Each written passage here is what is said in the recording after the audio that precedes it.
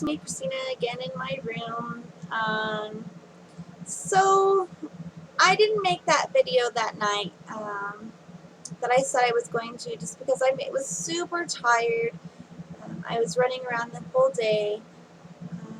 But I'm glad I didn't, because once I posted that video, my last video on Facebook, and all my support groups that I'm on, there was a lot of questions that they wanted me to kind of answer, and so I thought I would do that on this video before I kind of start making fun videos.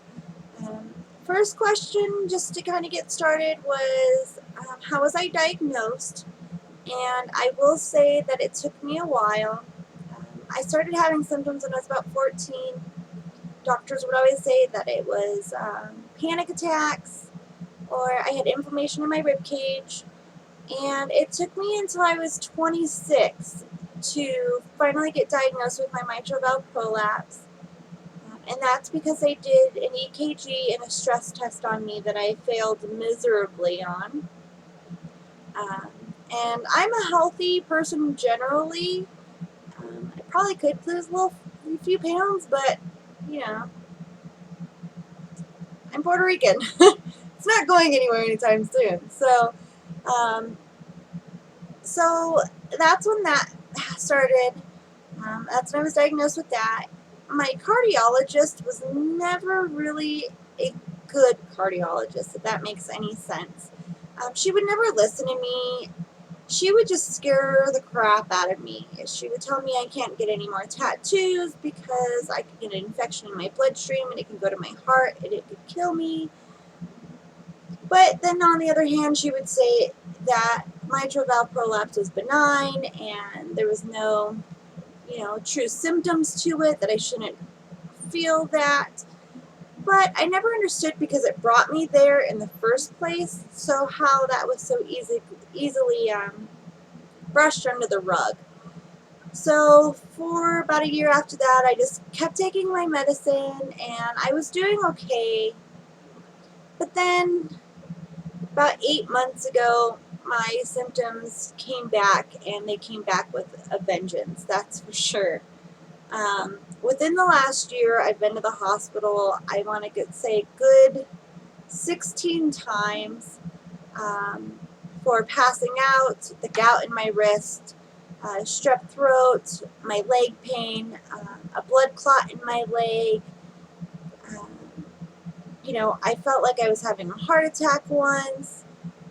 Just so many random things that I just did not understand what was going on with me. I work. I take pretty good care of myself. I mean, I do eat junk food, and I'm 28, I was thinking, I have at least until, my mid-30s to start worrying about that, which I know I should be worried about it now, which I am getting better. So, it started really bugging me. Once I started passing out more and more often, I knew something else was wrong. So I started doing my own research, and I had met a lady who said that she writes down every symptom that she feels on a daily basis. And so I didn't do it on a daily basis, but I tried to do it on a weekly basis, or big things that started to really bother me that I just noticed was affecting my work or my home life with my son. So I ended up with 9 pages of just things that were going on with me. So I took him back to my cardiologist, and she didn't even look at my papers. Once the nurse told her that I was passing out, she really could care less about what was going on with me. She brought me in a paper that said she wanted me to take a tilt table test, and she walked out. I, at that point in time, threw a very big tantrum in the hospital that my cardiologist is in. I started crying. I told her, I said, what happens if I pass out and I fall? What about all these other symptoms that I've got going on? She didn't care. There was no refills that I was, there for as well, for my heart medication that says that do not get off it without your doctor's, knowledge and pretty much permission, and yet here she is. She didn't even care to even ask if I needed more. And well, she wasn't a nurse, but she was the receptionist. She had seen me from before and has always seen me always leave there very upset, very confused, and she suggested a few times me switching doctors, but I didn't realize that she was being really serious about all of the complaints. So as I was crying, she called down some other people, the practice manager, 3 other doctors, like the board of the hospital came down, grabbed me, brought me down to another level of the hospital, and pretty much switched all my doctors right then and there. So at that point in time, I was scheduled to see another doctor, and it was a month later, and I went in, and I am very thankful that receptionist switched me doctors. He came in, he sat down after he introduced himself to me, and read all my papers. And then he had a tear in his eye, and pretty much said, I know exactly what is wrong with you. And I started crying. He had a tear in his eye, and he was like, this is the worst diagnosis I can give somebody because we don't know how to treat it. He said, all we can do is give you medication and hope that it helps. He said, I'm willing to try anything right at this point in time. And he talked to me for an hour. I've never had a doctor talk to me for an hour. He was giving me examples. He was standing up, helping me try to figure out my different balance, stuff that I can do to help me stay balanced. Went over my diet, the salt intake, Gatorade, stuff like that. Everything that I needed to do besides medication to help me. So that was a huge plus in my life. If you live in Colorado Springs or Colorado, email me or comment down below. I will give you his number. He is fantastic. He knows exactly what was going on, and that was a big lifesaver right there. After that, he sent me to my primary care doctor. They had discussed over the phone together about my fibromyalgia. So I did my test through my primary care doctor, and that came up positive for my fibromyalgia. They're sending me to an infectious disease doctor. I'm not quite sure when that is, but they kind of want to just know if there's a real, a simple answer to what is going on with me. So that is the first question of how I got diagnosed, and leads me to my second question that I was asked was, what medications am I on? So I take Antenol once a night. I take Midodrine, I think that's how you say it, 3 times a day. And I take the generic form of Lyrica. It starts with a G. I'll list it down below for you of what it is and how many milligrams. I'm supposed to take the generic form of Lyrica 3 times a day, or not 3 times a day, but 3 times at night. And I notice with just one pill, I'm waking up sweating really bad, and I can't go back to sleep.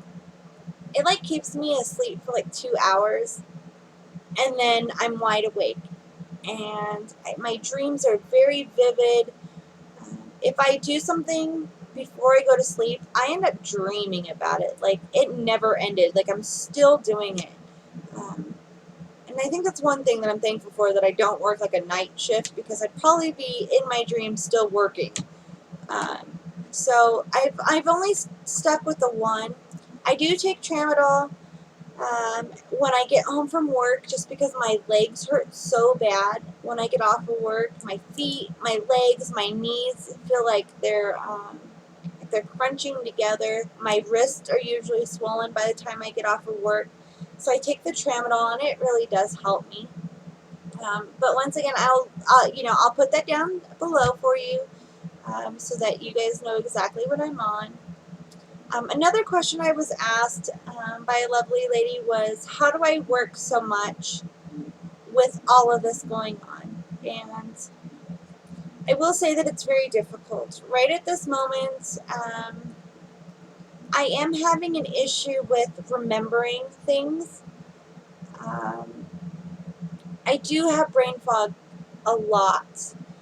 So I've been working at my job for 4 years, but we were just bought out by a different company, so I've had to learn their new regulations and stuff like that. And I was also promoted when the switch was taken over, and that was about 6-7 months ago. And I noticed myself forgetting a lot of things, and it is affecting work in a way. But I'm trying my hardest to write more sticky notes and try to just remind myself in a different way. I also got an app on my phone that is like a voice recorder, so I can record things of what I've done or things that I need to do. I just got it, so we'll see how that works out. I'll let you kind of know maybe in the next few videos of how that's going. It is tough. When I get home from work, all I want to do is really just lay here. I don't want to do anything. I think with one of my, my illnesses here, one of them makes me very irritated. I feel very, agitated. I don't want to be touched. I just want to lay here. And with a 4-year-old, that's very hard to do because he is very much about mommy and, wanting to color and get down on the floor and play. And I do find it hard, but I do have to push myself through it a lot of the times. Just because I know that those are the things that he needs, and I just, whether I want to do them or not, I know that I need to do them for at least an hour, and then it's relaxed time. So he's starting to figure out that, mommy needs her time to relax after dinner and bath time and play time, and every once in a while he starts to, test my limits. So it's hard. Another motivation for me, this might sound really weird, is the moment I wake up and I get out of my bed, my first thought is it's like 15, 16 hours I'll be back in my bed again. So that kind of helps me get through the day so that I can get back to my bed again. So I don't know. I do it. And not only that, I think being a single mom, I don't have a choice in the matter to not work right at this moment. It is getting tougher for me to do that. And not only that, but my medication is putting me, it's exhausting. I think this illness takes the most out of us because not only are we tired, but our blood pressure is super low. When we stand up, it's super high. Our heart rate is everywhere. We've got pains in places that nobody would imagine. I've got pains in places that you would never think you had pains. My hair hurts, which is awkward. Just weird random parts. My neck usually always will hurt. In between my shoulder blades, I always have knots in between there. So that's a really hard question for me to answer just because I have to do it. If I don't do it, who else is going to take care of me and my son? So it's a must. So those are the 3 questions that I thought I would answer the most of because this video is almost over. And if you have more questions, let me know, and I will do my best to answer them again. So go to my page, subscribe to my page. I'm going to make a video. I'm going to try. Last time I know I said I was going to do it that evening, but I think if I do them once a week, that will help me vent. That will give you the answers that maybe you're looking for. And maybe like I said, I was going to make some fun videos. So if you have any fun videos that you would like me to do that would help you when you're sitting at home, or because I know a lot of you are on bed rest and can't go to work. So I'd like to make fun videos that we can, I can help you with, makeup videos, like I said, maybe hair videos, I have a lot of DIY stuff that I like to do, so I'm going to put some of those on there. You know, just random things, I guess, to kind of keep us entertained. I think I've said that before, but my brain fog is kicking in again. So go to my page, subscribe to it, like this video so that people will see it. Post it everywhere you possibly can so I know that you guys are enjoying this video and all the rest of them that I'm going to hopefully make. And like I said, I'm here for you, so make sure to leave comments down below and let me know what you don't like, let me know what you do like, or what I can maybe touch more upon. So have a good night, and like I say, always be well, and I'll see you soon. Bye.